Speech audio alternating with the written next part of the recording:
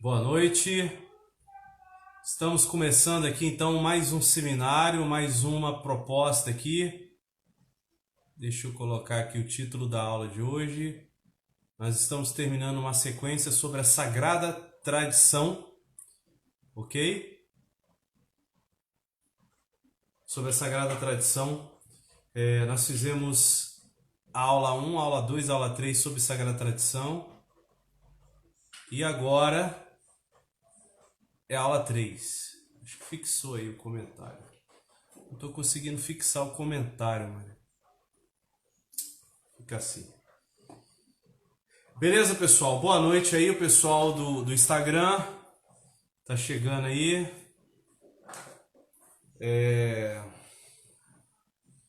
Pessoal do Evangelizar Nossa Missão. Beleza? José Luiz, Zélia. O pessoal tá chegando. Cleusa. Boa noite a todos. Meus irmãos, então a gente está aqui para mais uma aula do Seminário de Formação Católica. A gente está falando sobre a Sagrada Tradição. Nós conversamos na segunda-feira, parte 1, na terça-feira, parte 2, e hoje a gente finaliza a parte 3. Tá? Quem não viu as aulas anteriores, recomendo aí, tem um link aí que eu coloquei na descrição do vídeo. Tá bom, meus irmãos? Mas vamos lá, vamos começar com uma oração em nome do Pai, do Filho e do Espírito Santo. Amém. Senhor, nós consagramos a Ti todo este momento, Senhor, que vamos passar. Pedimos que as luzes do Teu Espírito Santo, Senhor, venham socorrer a nossa fraqueza e a nossa miséria, Senhor. Que não se cometa nenhuma injustiça, que não se fale nenhuma inverdade, mas que seja tudo conforme a vossa santíssima vontade, conforme a Santa Igreja. Vem, Espírito Santo, vinde por meio da poderosa intercessão do Imaculado Coração de Maria, vossa amadíssima esposa. Glória ao Pai, ao Filho e ao Espírito Santo, como era no princípio, agora e sempre. Amém. Em nome do Pai, e do Filho e do Espírito Santo. Amém. Meus irmãos, nós fazemos sempre aí uma oração inicial, uma oração breve, porque o nosso foco aqui é formativo, é formação. Tá, meus irmãos? Essa já é a aula 73, então nós temos um conteúdo riquíssimo aí para que vocês possam aprofundar sobre a doutrina da Igreja. Tá? Nós falamos sobre as Sagradas Escrituras, uma introdução sobre a Bíblia, segundo o pensamento da Igreja. Nós falamos sobre a Trindade, né? O Pai, o Filho e o Espírito Santo. Nós falamos sobre os sacramentos. Nós já falamos sobre os dogmas de Nossa Senhora, os anjos. Nós fizemos várias aulas sobre os anjos, né?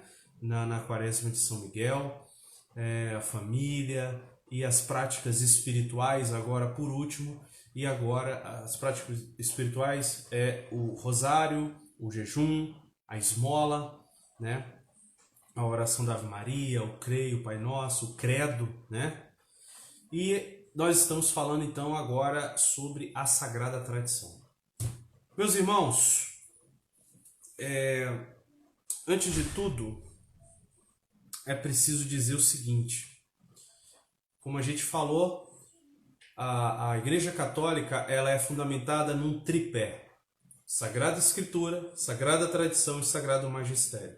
Os protestantes só têm um pé, que é a Sagrada Escritura, né? E ainda mal, porque ela é mal assessorada, porque vocês vão saber por quê. Né? Vocês já estão acompanhando, né, a importância da Sagrada Tradição e do Sagrado Magistério para que a palavra de Deus seja melhor interpretada e vivida. Isso é essencial, isso é o próprio Jesus deixou assim na igreja, ok, meus irmãos? O próprio Jesus. Existe uma relação profunda entre a Bíblia, a Sagrada Tradição e o Sagrado Magistério. Existe uma relação profunda aí, né, entre a Sagrada Tradição e a Sagrada Escritura. Diz assim o Catecismo da Igreja Católica, parágrafo 80. Elas estão entre si estreitamente unidas e comunicantes, pois, promanando ambas da mesma fonte divina, formam de certo modo um só todo e tendem para o mesmo fim. Tanto uma como a outra tornam presente e fecundo na Igreja o mistério de Cristo, que prometeu permanecer com os seus todos os dias até a consumação dos séculos. Então, o Catecismo 80, ele cita Dei Verbum, né?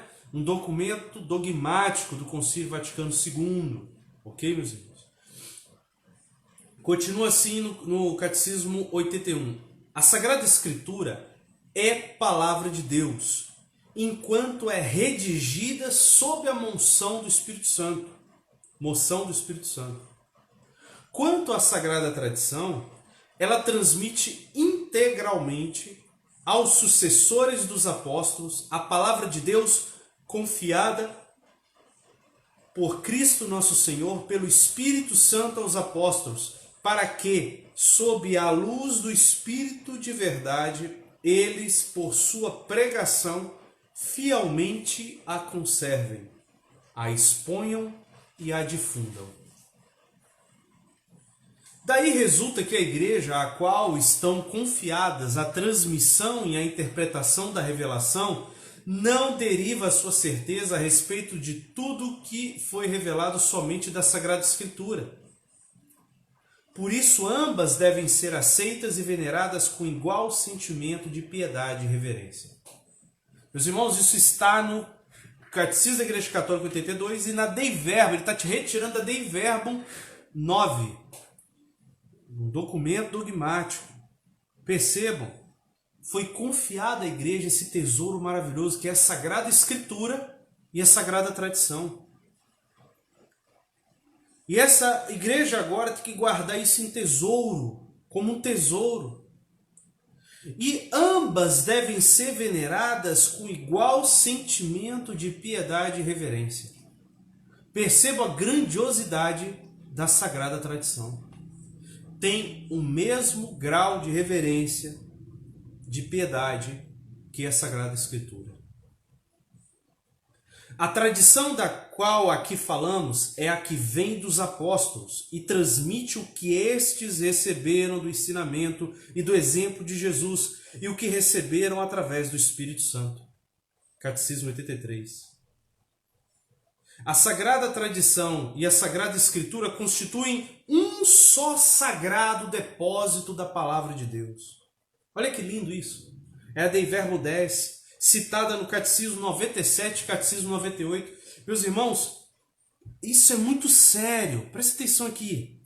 Você que só conhece a Palavra de Deus, a Sagrada Tradição e o Sagrado Magistério constituem um só sagrado depósito da Palavra de Deus. Então a Palavra de Deus, ela não é só a Bíblia. A Palavra de Deus também é a Sagrada Tradição. Assim nos diz a Igreja. No qual, como que em um espelho, a igreja peregrinante contempla Deus, fonte de todas as riquezas.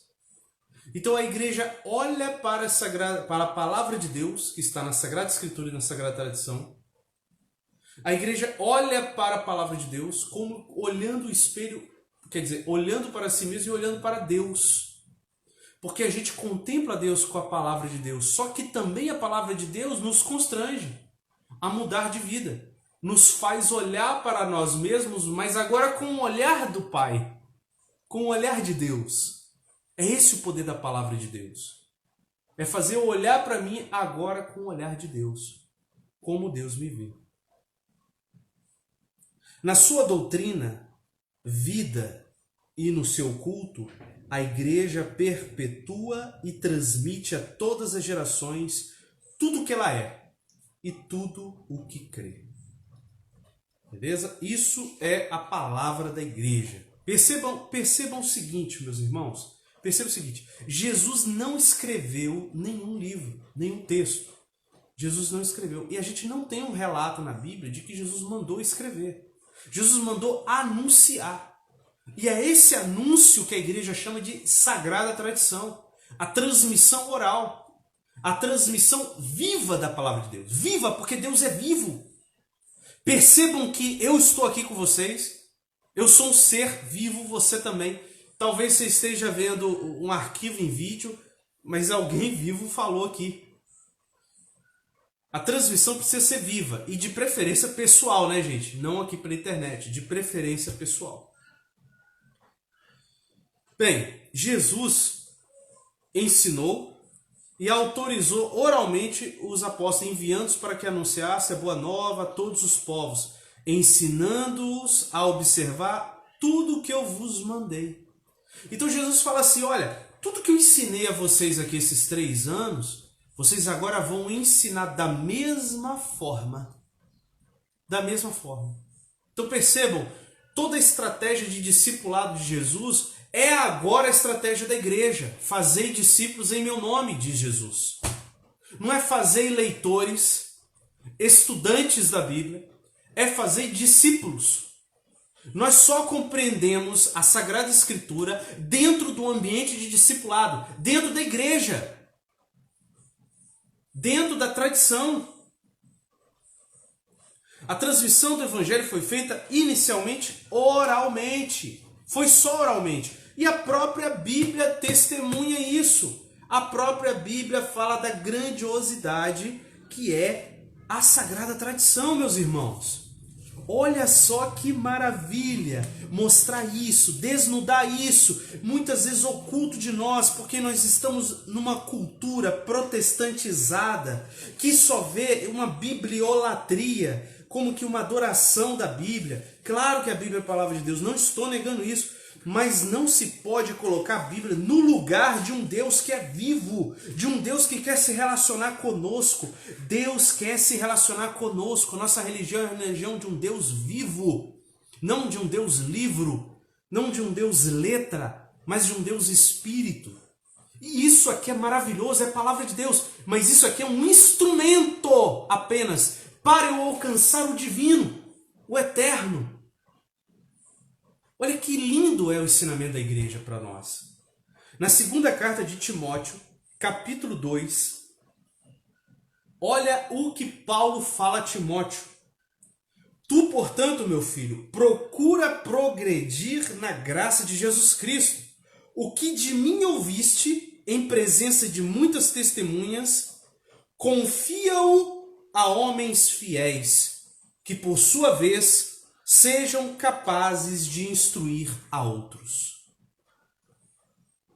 Talvez a gente já ouviu essa palavra várias vezes, mas espera aí, você entra no contexto, entra na história. Meu filho, o que ouviste de mim, confia a homens fiéis, que por sua vez estes homens vão instruir a outros homens. Isso é sucessão apostólica, meus irmãos. Isso é garantia da continuidade de homens que aprenderam uns com os outros até chegar nos apóstolos. Isso é sucessão apostólica. É assim que nasceu a igreja. É assim que foi fundamentada a igreja. Né? Alguém pode dizer, ah não, mas isso aí você está exagerando, não é tão assim. Então, cara, é assim que a igreja nasceu. É assim que a igreja viveu por 2000 anos. Em 1500 que o senhorzinho Lutero se dividiu e fez o que fez. Jogando tudo no lixo, ficando só com isso aqui. Ora, isso aqui cai no chão se eu não botar em algo que sustenta. Da mesma forma, a Bíblia, ela nasceu na igreja. Isso aqui foi escrito, o Novo Testamento todo foi escrito para ser lido nas santas missas, nas catacumbas. Se eu tiro isso, se eu tiro a Santa Missa, se eu tiro a igreja dos mártires, dos santos padres, isso aqui perde um pouco a sua essência. A sua essência, meus irmãos. Segunda carta aos Tessalonicenses, São Paulo vai dizer a comunidade Tessalonicenses, capítulo 2, versículo 13. Nós, porém, sentimos-nos na obrigação de incessantemente dar graças a Deus a respeito de vós, irmãos queridos de Deus, porque desde o princípio vos escolheu Deus para vos dar a salvação pela santificação do Espírito e pela fé na verdade.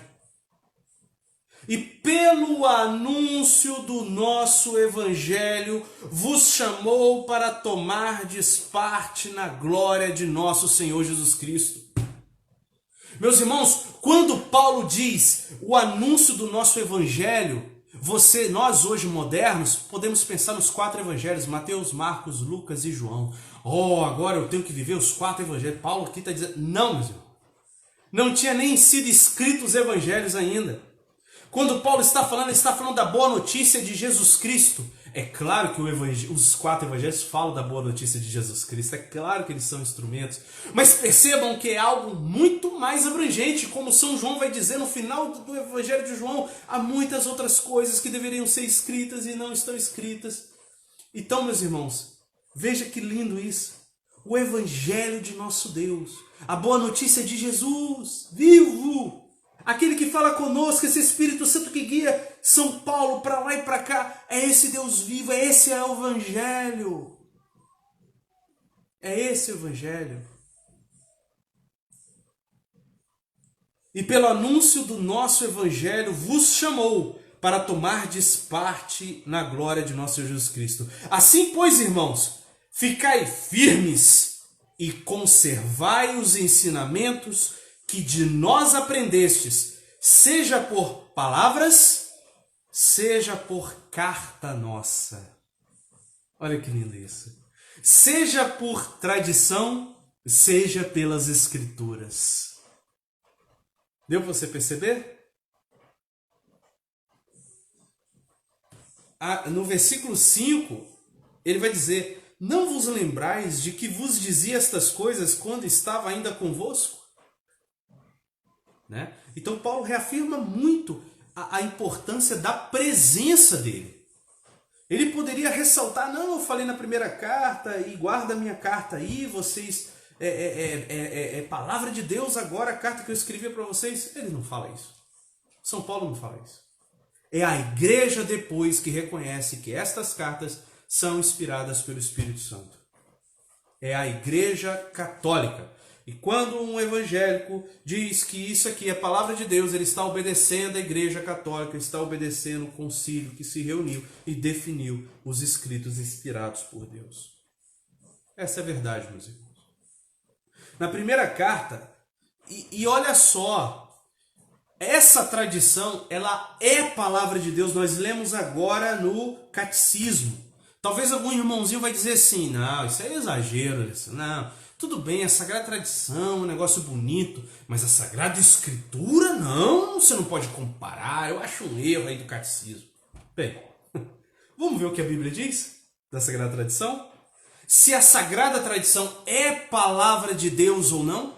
Será que a Bíblia diz se a Sagrada Tradição é palavra de Deus? Pois diz, meus irmãos, pois diz. Né? Primeira carta de Tessalonicenses, capítulo 2, versículo 9 em diante, vamos lá. Vós vos lembrais, irmãos, dos nossos trabalhos e da nossa fadiga, trabalhando noite e dia para não sermos pesados a nenhum de vós, pregando-vos o Evangelho de Deus. Vós sois testemunhas, e também Deus, de quão santa, justa e irrepreensivelmente nos portamos convosco que crestes. E sabeis que procedemos com cada um de vós como um pai com seus filhos. Nós vos temos exortado, estimulado, conjurado e a vos comportardes de maneira digna de Deus, que vos chama ao seu reino e à sua glória. Percebam que na carta Paulo toda hora fala da tradição. Nós falamos, nós pregamos, nós demos testemunho, nós ensinamos os costumes corretos e tal, e tal, tal. Ele continua. Versículo 13.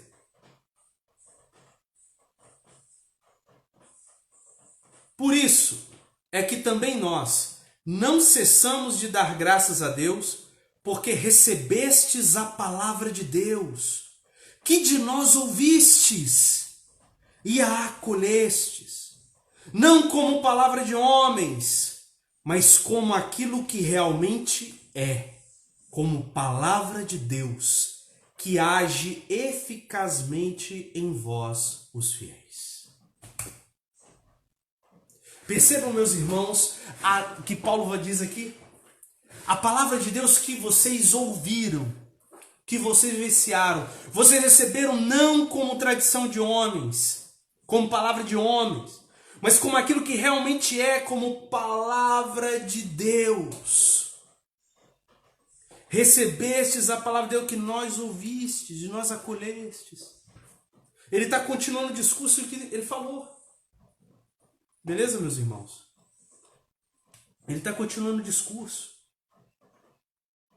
No capítulo 3, versículo 4, vai dizer assim, 4 a 6. Estando ainda convosco, vos predizíamos que haveríamos de padecer tribulações. É o que aconteceu e estáis sabendo.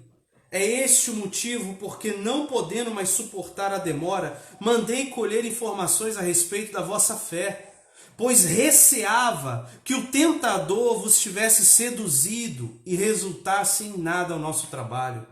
Mas agora, Timóteo acaba de voltar da visita que vos fez, trazendo excelentes notícias da vossa fé e caridade.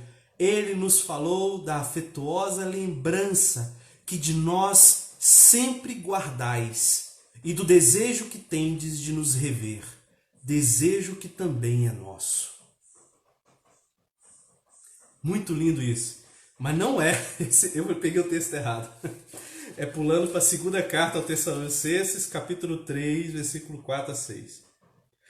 Quanto a vós, temos plena certeza no Senhor de que estareis cumprindo. Olha só, meus irmãos, quando ele falou ali atrás, recebestes a palavra de Deus, que de nós ouvistes e acolhestes, percebam que Paulo aqui está mais ou menos no ano 40, não tem nada escrito, meus irmãos. Não tem evangelho nenhum, não tem nenhuma carta.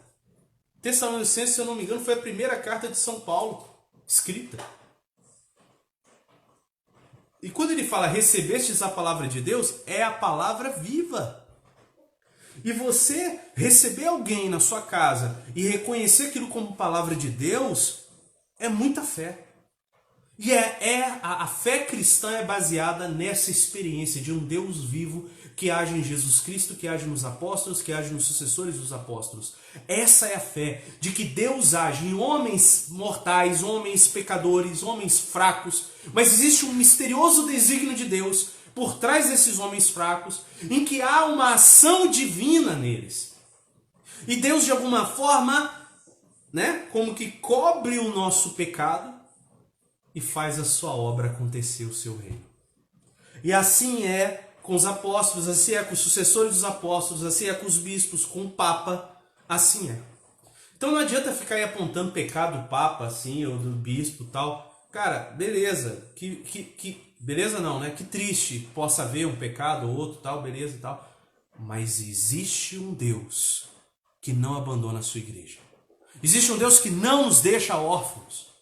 E usa os meus irmãos, usa até minha família, usa até um mendigo da rua para falar comigo. Esse é um Deus vivo e muito mais com a sua igreja. Muito mais com a sua igreja, com o Sagrado Magistério, com a Sagrada Tradição. Mas vamos aqui, Sagrada Tradição, Palavra de Deus, segunda carta aos Tessalonicenses, capítulo 3, versículo 4. Quanto a vós, temos plena certeza no Senhor de que estareis cumprindo e continuareis a cumprir o que vos prescrevemos.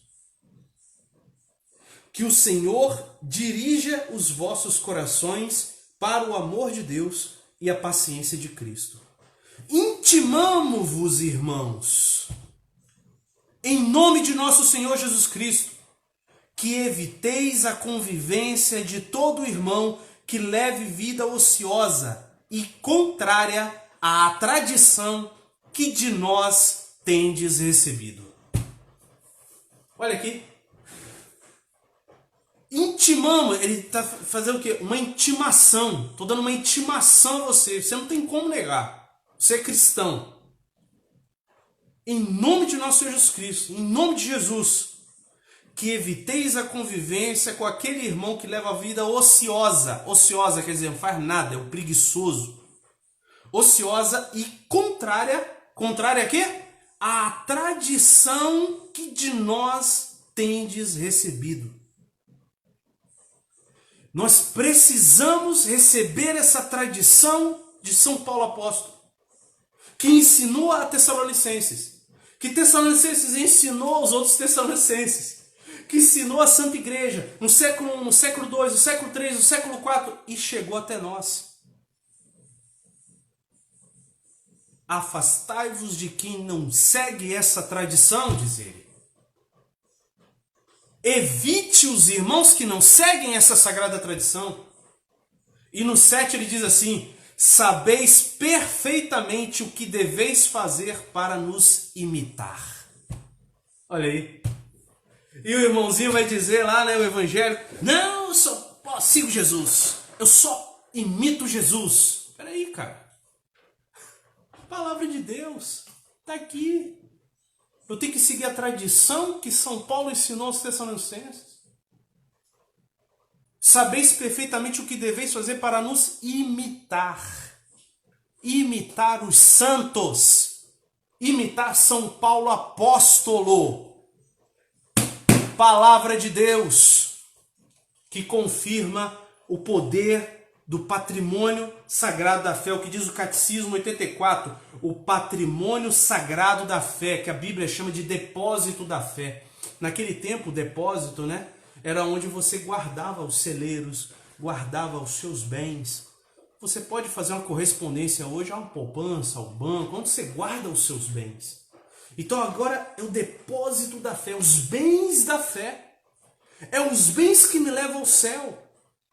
O patrimônio sagrado da fé, contido na Sagrada Tradição e na Sagrada Escritura, foi confiado pelos apóstolos à totalidade da Igreja. Nos diz o Catecismo da Igreja Católica, número 84. A Bernadette está perguntando aqui: como posso assistir os vídeos das lições que eu perdi? Bernadette, todo mundo aí, na descrição desse vídeo tem um canal no YouTube, tem todas as aulas lá, beleza, minha irmã? Então você pega do início, porque eu fiz uma certa cronologia nas aulas, né? A autenticidade da escritura, quem escreveu, como é que é a interpretação. Então eu fiz uma cronologia, beleza? Então você pode pegar aí. No meu Instagram também tem alguns vídeos. Então percebam, meus irmãos, o patrimônio sagrado da fé contido na Sagrada Tradição e na Sagrada Escritura foi confiada pelos apóstolos à totalidade da igreja. Nos diz o Catecismo 84. Na segunda carta a Timóteo, vamos voltar para a Bíblia, está muito gostoso ver a Bíblia falando da tradição. Segunda carta de São Paulo a Timóteo, capítulo 1, versículo 13. Olha o que São Paulo falou: toma por modelo os ensinamentos salutares que recebestes de mim sobre a fé e o amor a Jesus Cristo. Guarda o precioso depósito pela virtude do Espírito Santo que habita em nós. Oh glória! Oh glória! Glória a Deus! Toma por modelo os ensinamentos salutares que recebes de mim. São Paulo não tem medo de falar: toma, porque eu sei que isso vem de Deus. Isso não é soberba, meus irmãos. Isso é reconhecer Deus agindo na comunidade, Deus agindo nele. Guarda o precioso depósito da fé pela virtude do Espírito Santo que habita em nós. É isso que nada deve roubar de nós.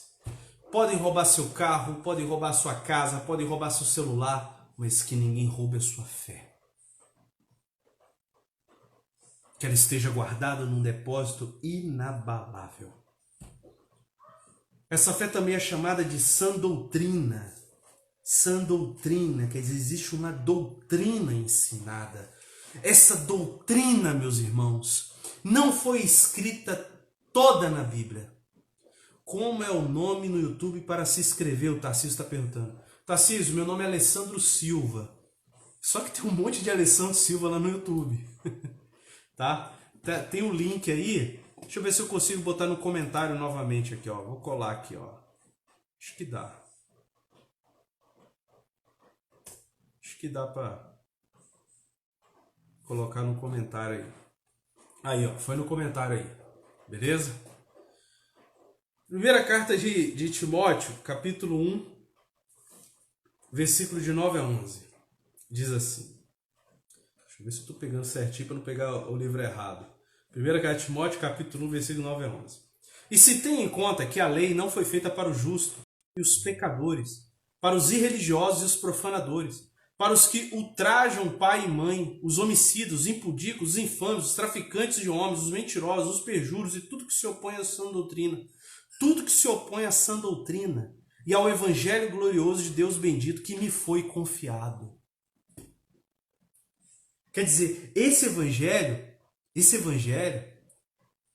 é para todo mundo que está podre, está no pecado, está na desgraça, é para quem está na droga, é para quem está na prostituição, para quem está no homossexualismo, para quem está querendo se suicidar, para quem está se cortando, para quem está podre.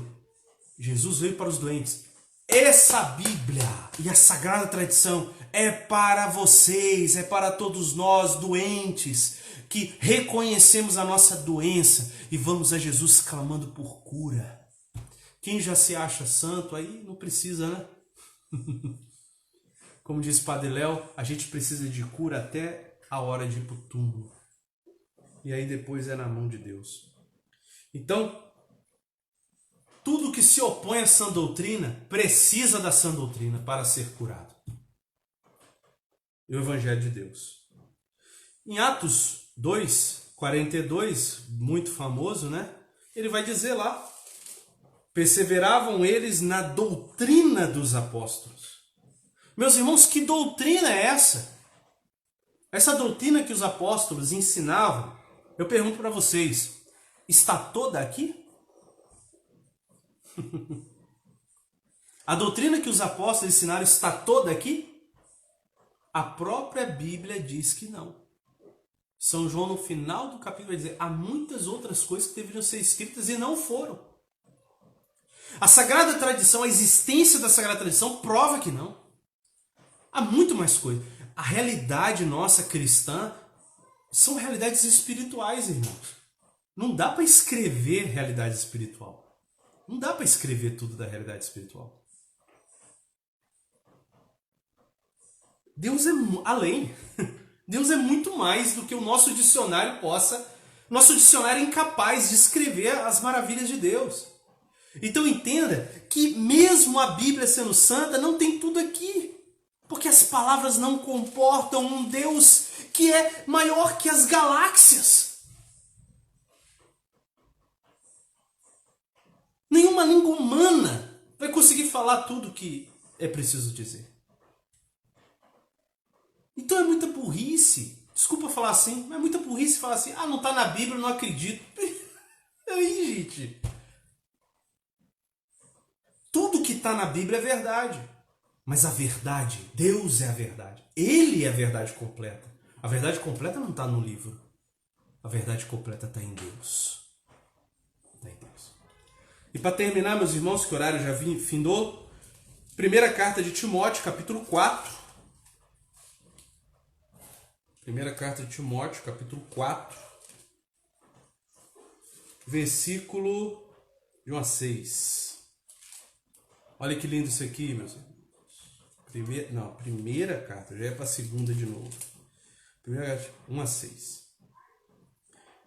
Presta atenção agora, meu irmão, nessa mensagem.